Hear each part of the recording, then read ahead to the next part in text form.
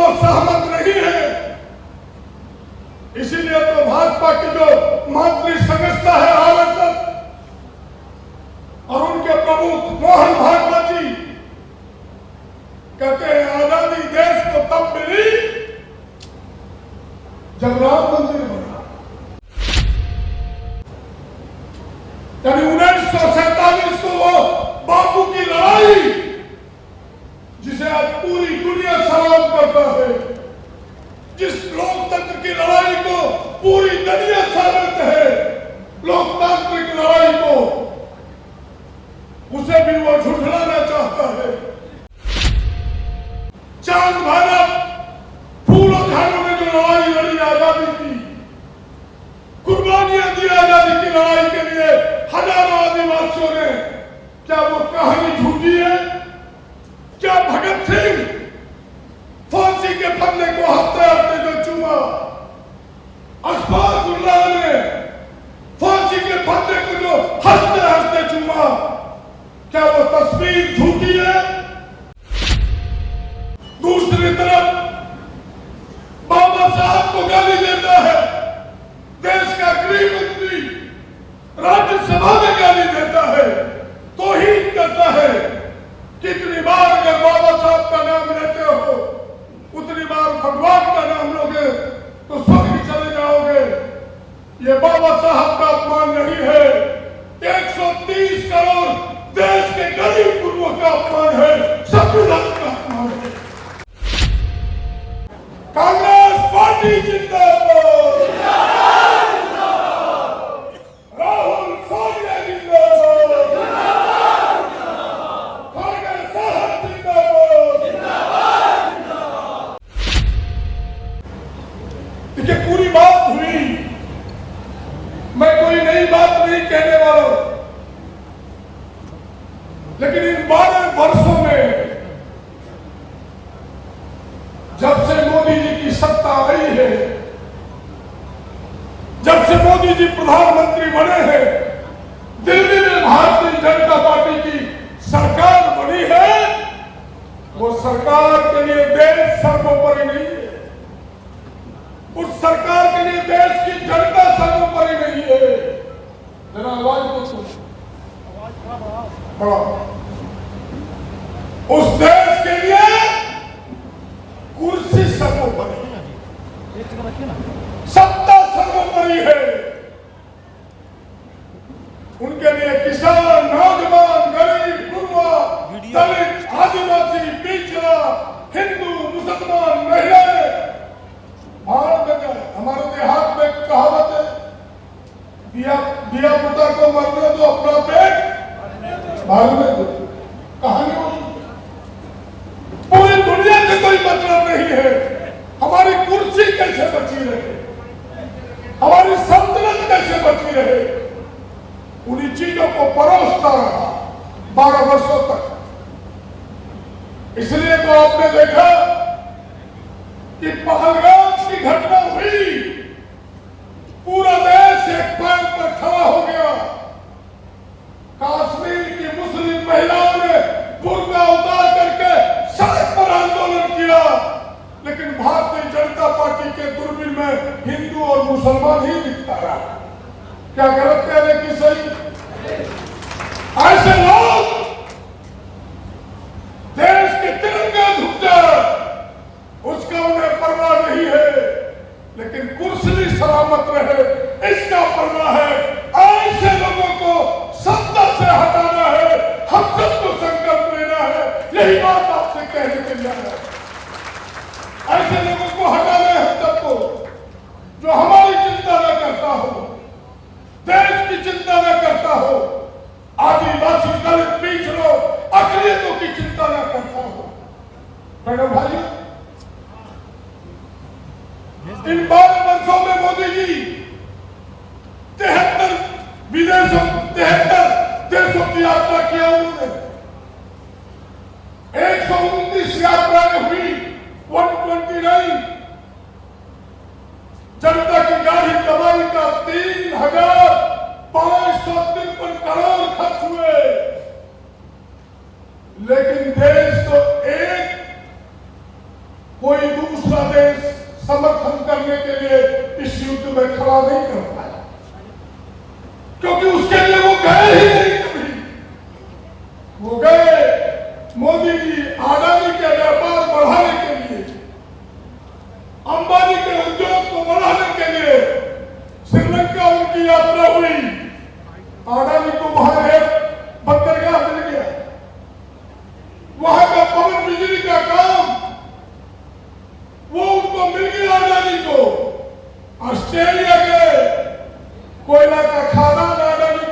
दिया जिसका कोयला आपके यहां होता है।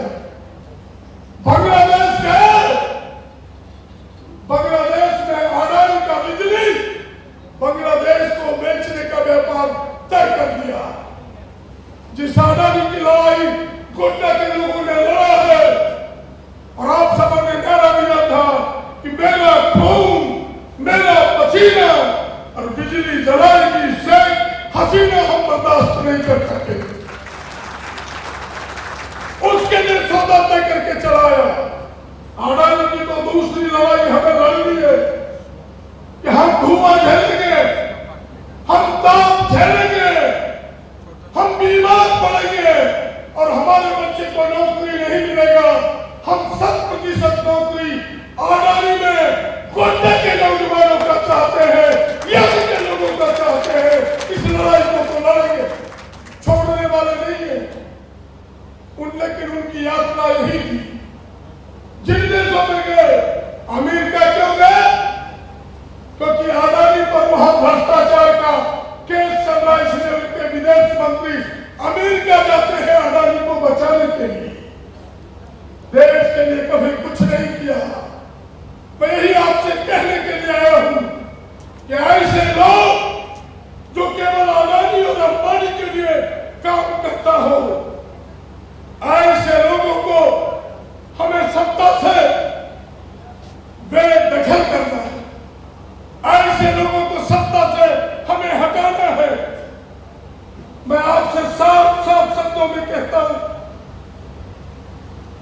भाजपा को देश की आजादी पसंद नहीं है। देश की आजादी पर वो सहमत नहीं है। इसीलिए तो भाजपा की जो मंत्री संस्था है आरएसएस और उनके प्रमुख मोहन भागवत जी कहते हैं आजादी देश को तब मिली जब राम मंदिर बना। यानी 1947 को वो बापू की लड़ाई जिसे आज पूरी दुनिया सलाम करता है, जिस लोकतंत्र की लड़ाई को पूरी दुनिया समझते है, लोकतांत्रिक लड़ाई को, उसे भी वो झुठलाना चाहता है। मैं पूछना चाहता हूं इस मंच से, भाजपा के लोगों से, आरएसएस के लोगों से कि बताओ कि वो तुम जो इन झूठे चीजों को परोसते हो, क्या इस संतान के सिद्धों कानो चांद भारत फूलों झाड़ों में जो लड़ाई लड़ी आजादी की, कुर्बानियां दी आजादी की लड़ाई के लिए हजारों आदिवासियों ने, क्या वो कहानी झूठी है? क्या भगत सिंह फांसी के फंदे को हंसते हंसते जो चूमा, अशफाक उल्लाह ने फांसी के फंदे को जो हंसते हंसते चूमा, क्या वो तस्वीर झूठी है? उनसे पूछिए कि चंद्रशेखर आजाद जिसने कसम खाया था कि हम मरेंगे तो हिंदुस्तान की गोली से मरेंगे, अंग्रेजों की गोली से नहीं मरेंगे, क्या वो कसम झूठी है? बहनों भाइयों, उन्हें इतिहास को रचना चाहता है, आजादी की लड़ाई को झुठलाना चाहता है, यानी बापू को झुठलाना चाहता है। दूसरी तरफ बाबा साहब को गाली देता है, देश का गृह मंत्री राज्यसभा में गाली देता है, तौहीन करता है। कितनी बार अगर बाबा साहब का नाम लेते हो, उतनी बार भगवान का नाम लोगे तो स्वर्ग चले जाओगे। ये बाबा साहब का अपमान नहीं है, 130 करोड़ देश के गरीब गुरुओं का अपमान है, संविधान का अपमान है। ऐसे लोग आपको कुछ दे नहीं सकता, आपको लड़ना होगा। एक लड़ाई तो हमने जीती है, जो राहुल जी ने संघर्ष प्रारंभ किया जाति जनगणना का। आज मजबूरन भारतीय जनता पार्टी को जाति जनगणना कराने का निर्णय करना पड़ा, लेकिन इसके आगे भी लड़ाई है। राहुल जी ने कहा है कि ये जो 50%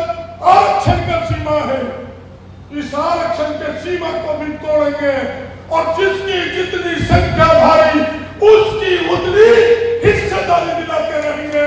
इस लड़ाई को भी हमें लड़ना है। इसकी लड़ाई जैसा फुरकान साहब ने कहा कि कांग्रेस ही ईमानदारी पूर्वक लड़ सकती है, इसलिए कांग्रेस के तमाम समर्थकों, संविधान पर विश्वास करने वाले तमाम लोगों, लोकतंत्र और जनमत पर विश्वास करने वाले बहनों और भाइयों, हिंदू और मुसलमानों की गंगा जमुना की एकता पर विश्वास करने वालों तमाम बहनों और भाइयों, कमर कसो, संकल्प ले लो, मुट्ठी बांध करके एक बार कांग्रेस जिंदाबाद, राहुल गांधी जिंदाबाद का नारा बुलंद करो।